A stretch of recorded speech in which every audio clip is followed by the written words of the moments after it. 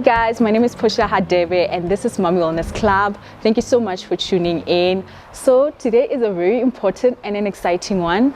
In celebration and support of the World Breastfeeding Week, which is taking place between the 1st and the 7th of August, I'm here at the SABR, which is the South African Breast Milk Reserve, an award-winning human milk bank organization founded in 2003. It has been able to support the healthcare system and a community of breastfeeding moms for the last 20 years in South Africa. I'm here to find out about the impactful work that they're doing and to also give you guys an exclusive tour, and I hope you enjoy it. Please do join me. Come along.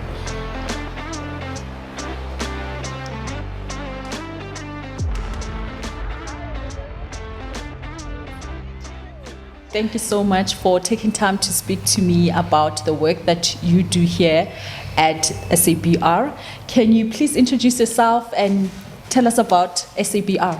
Certainly. I'm the Executive Director and founding member of the South African Breastmilk Reserve.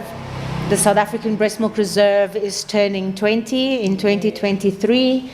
And we supply donated breast milk to babies that are born prematurely and that are hospitalized in the neonatal intensive care units of some 100 hospital facilities nationwide. We have reached probably 45,000 babies to date. Mm-hmm. It makes a huge difference to the outcomes of babies in the neonatal ICU. I think the problem essentially, and a lot of parents don't understand that as they are preparing to give birth, is that prematurity is a condition which is on the rise, especially in stressed working mother populations. As a consequence of prematurity, we have babies that are born with vulnerable guts. So we have babies that are very tiny. Our client, or we call them our clients, but our babies are born at about 450 grams up to 1.8 kilos, and they're usually below 37-week gestation. They will be intubated and nasogastrically fed. They have already survived a big statistic because 80% of these babies die at birth from extreme prematurity or from severe prematurity. So those who then survive will oftentimes have mums that are themselves hospitalized. So when a baby is then born prematurely, and if the mum is herself unconscious, and this is very temporary, donated breast milk is an emergency intervention which is short term, because the expectation is that then the mum will breastfeed her own baby. You've mentioned so much about the critical needs for premature babies, and I want to know what's the demand like for South Africa? The demand is high. I like to say that we have the ability to achieve universal coverage, but there has to be a lot of, first and foremost, in the public sector political will to make it this policy, and also for hospitals to uptake the use of donated breast milk in prematurity. We have quite a large prescribing base of healthcare professionals, because this is prescribed as a human tissue. Mothers need to realize that breastfeeding is an essential aspect of life, and it's not only life-saving for premature babies. I think that now we're focusing on premature babies because you see very, very starkly, it's evident that breastfeeding saves lives. There is also a lot of evidence to show that breastfeeding is not only good for the baby, it's also good for the mom, because we're talking about the 4 stages of development of the breast, and we're talking about women who breastfeed are at lesser chance of developing certain breast cancers later on in life. So breastfeeding is an important topic for all mothers, and then if you are breastfeeding, donating matters. And then for moms who are sitting out there watching this, listening to you and the work that you do here at the SABR, what criteria do they need to meet for them to be eligible for breast milk donation? So the criteria that need to be met to become a breast milk donor are, first and foremost, you need to be breastfeeding, healthy, and possibly not taking medication beyond a multivitamin.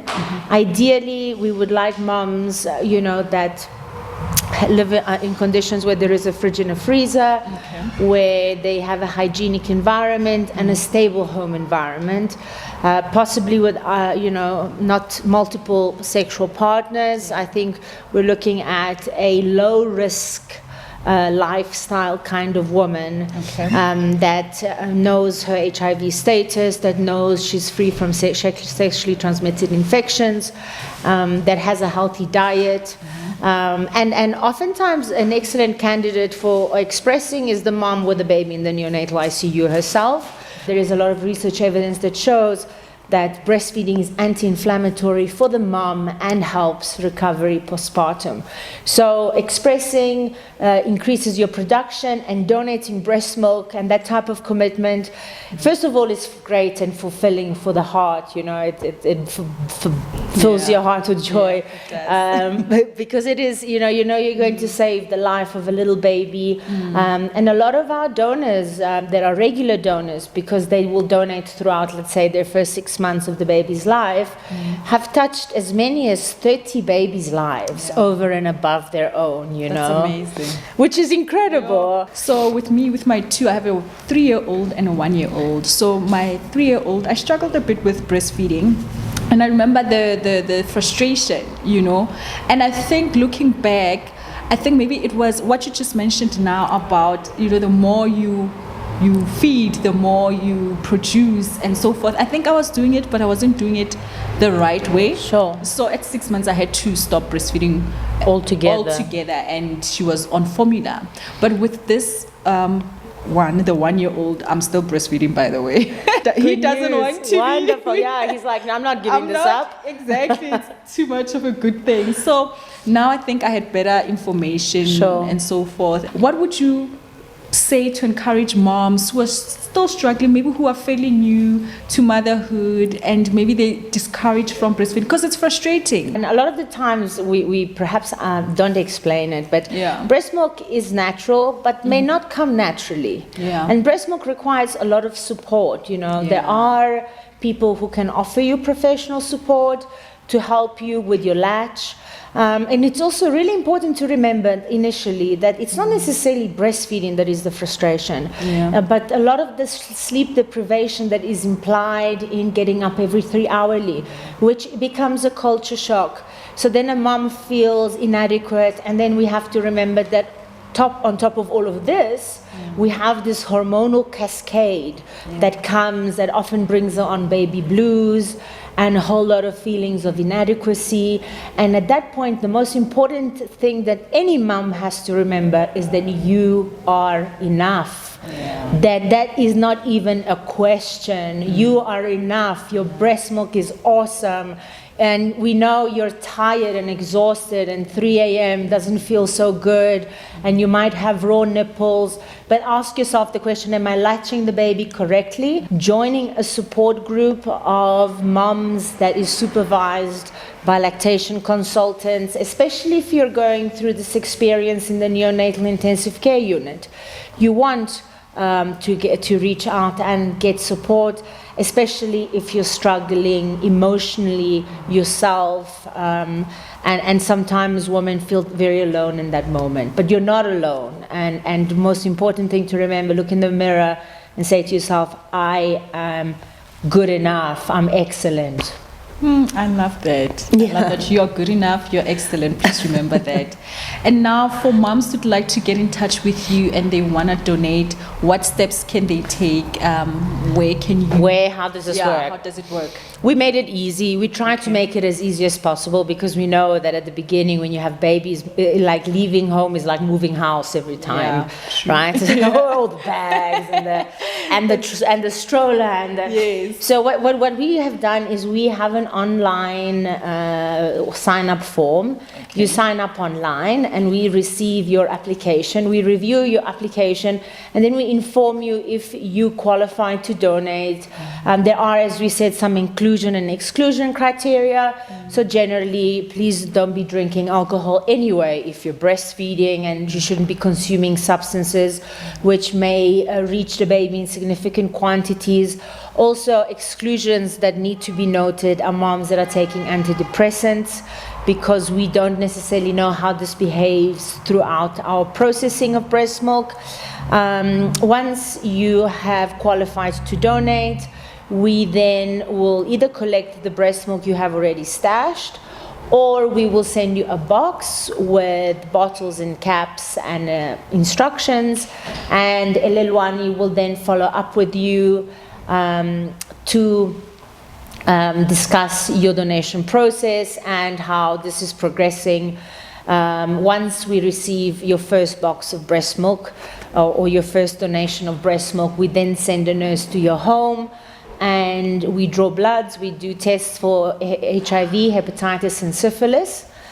And then we continue the donation process. We ask moms to please make a commitment of a minimum of 2 liters of breast milk.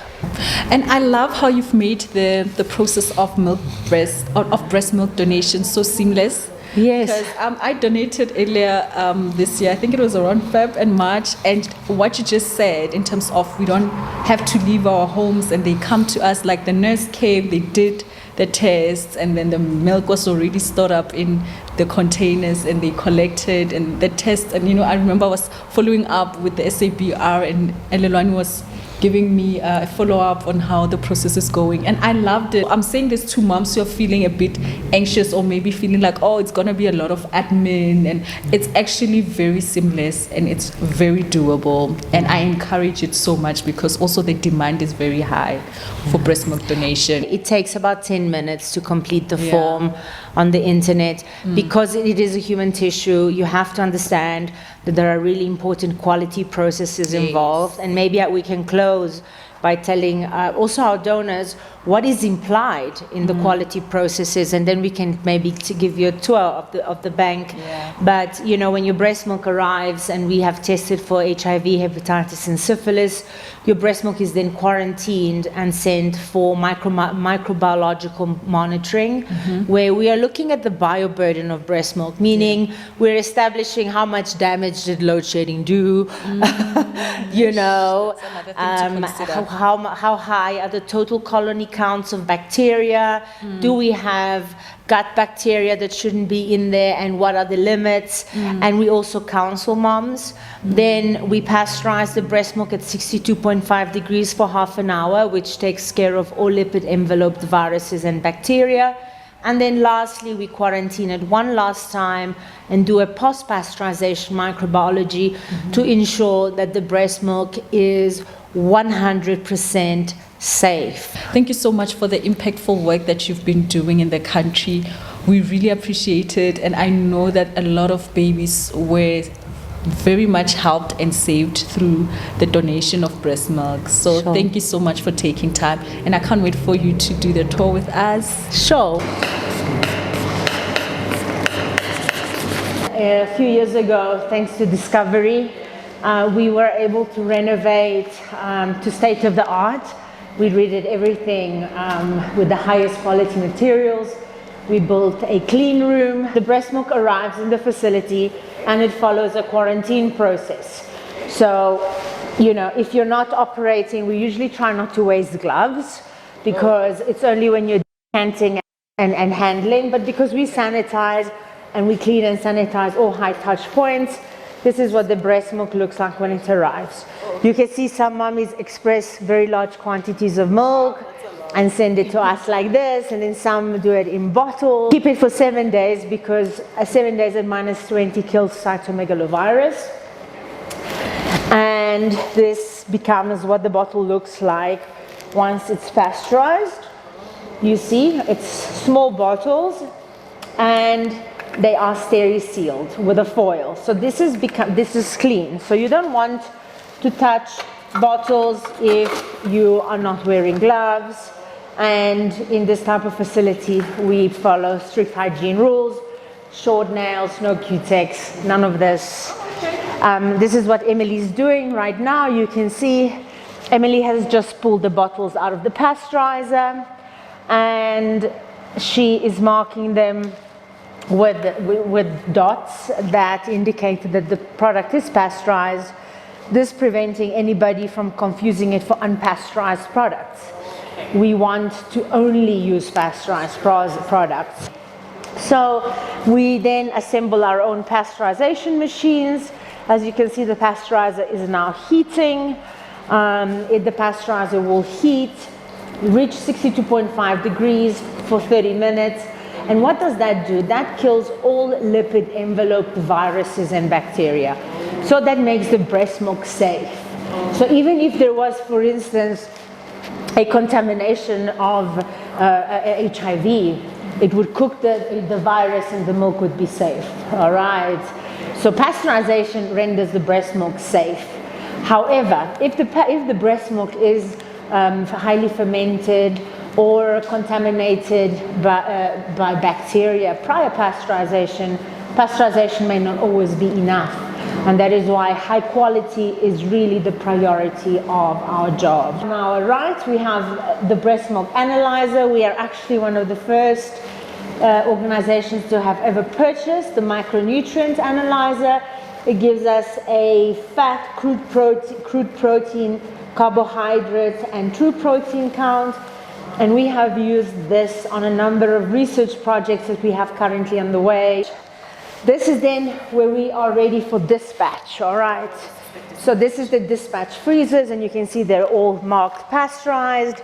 We are cooling, and then we divide into volume sizes, okay? Our volume sizes are 100 and 150 mils. Okay. One of these, usually it puts in a batch of 10 bottles, which we call week 1, okay? And with a week 1 batch, you can feed the premature baby for generally a week to 10 days, okay?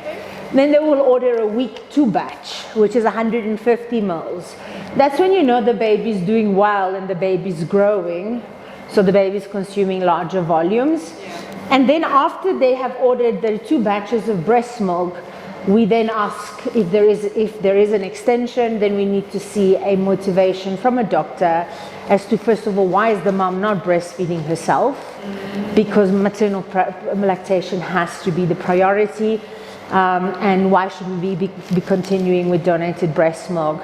Thank you guys for tuning in. I hope this was very insightful for you guys. If you're a mom and you want to donate breast milk, please do go on the website and all the information will be there. Fill out the forms and you will have someone contact you to start the process of the donation.